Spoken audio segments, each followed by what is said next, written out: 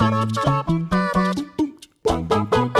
guys, what's up? It's me, Jules, here for WhatCulture.com, joined by Scott, and that's how that's going to sit for the rest of this news, which means it's going to time to hit that. Let's hit that jingle. Hot dang, this news, give it all you got. I guess it's time for Jules and Scott. And we're back in the room, and if you think that I'm the stupidest thing in this video, then wait, because we're actually talking about Aliens Colonial Marines. Yes, the game that Gearbox basically tried to shuffle out the door and siphon money off to fund Borderlands 2. That's just a rumour.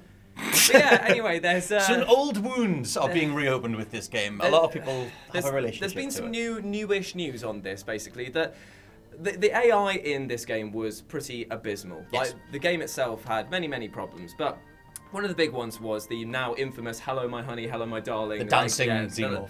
The fact that the xenomorph's AI was absolutely dog.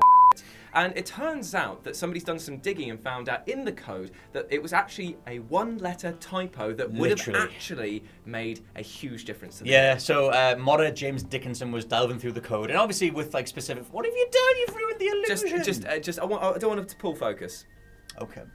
I mean that, yep. Carry on. And so, modern man James Dickinson was going through the code, as ardent fan bases will do, trying to touch up the games that they love, and was just going through it and realised that there was, I don't know code, but it literally comes down to one word that was in the script. And it was tether. The word tether. And it was spelled as tether or something like that. It was spelled T-E-A-T-H-E-R, and all he had to do was remove the A, so it was tether, T-E-T-H-E-R, and that was it. And so you can immediately see the difference if you look at the gameplay comparisons, even from I think it's the very first mission where you're trying to defend against a wave of aliens, whereas in the original game they would just stand there and wait. In the new one, where things change, they come at you and they're running around, they can pursue you. Like, the problem is madness. The problem is that a load of people are going off just saying like, oh, this one typo would have saved Colonial Marines. It would have lifted it. It would have.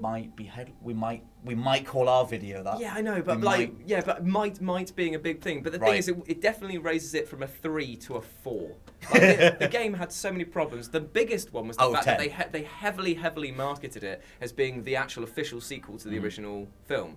And it's clearly just not. Like, everything about it just feels wrong. The story was just messy. The fact that there were so many xenomorphs, many morphs. Even, what's his bollocks, Michael Biehn, turned in one of the most half-baked voice performances of all time in that game. Like I say, this one thing does fix the game considerably. It does elevate a lot of the actual game, but the problem is that it's a run and gun that ain't no fun. Very true. I can't remember playing enough of a substantial amount of it to even say that I played it. I have enough memories of it, but from delving in. Josh played through the whole thing. Yeah. I think you did because you're very wounded. I was there on day one, mate. I was there on day one. After seeing the pre-release footage of when the Marine threw himself into the grenade, and it was like this whole thing of like, wow, this is amazing. Then you get to that scene again in the actual game, and you're like, oh, that was a lie. I've just been lied to straight in my face. That was one of the first times that the industry, Do I look like the type of guy who gets made fun of often? No, not today. Didn't take it well. It was one of the first times that it felt like there was this massive marketing campaign that literally just lied to us, and we've seen it so much, especially across this past decade. But we were talking about the realities of bug testing, because I think both of us have done real world bug testing. Yeah, I've done like coding and stuff like that, way back in the day, and it is incredibly hard to find a mistake. There was a load of people that I saw after this article came out, people just saying like, this should have been picked up, this should have been fixed.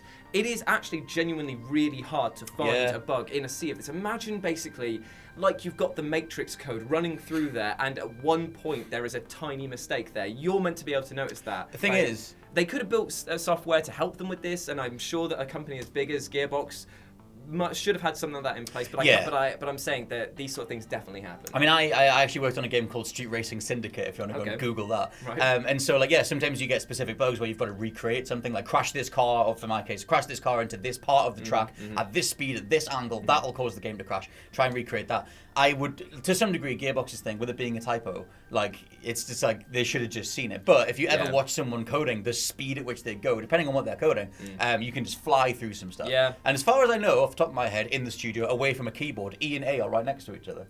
I think someone might have just gone and then hit the wrong thing, and that was it. I mean, it's an easy mistake to make. But anyway, there we go. That is the news. The Aliens Colonial Marines could have technically been a little bit better, but would have been let down by its terrible graphics, terrible story, terrible gameplay.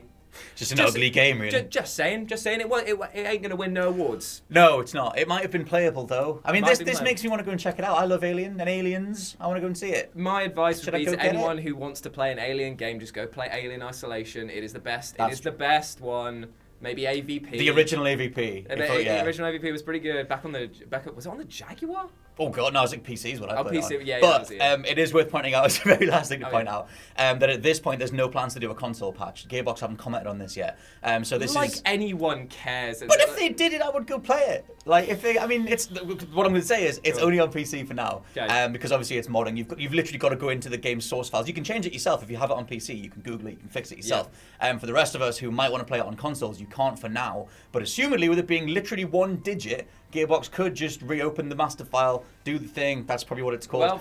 And distribute it. Well, for the 5 fans out there that want to play it on the PC, how it was meant to be, go ahead. Anyway, that has been the news. I've been Jules. I've been Scott. You've been awesome, and we'll speak to you soon. Goodbye. Bye.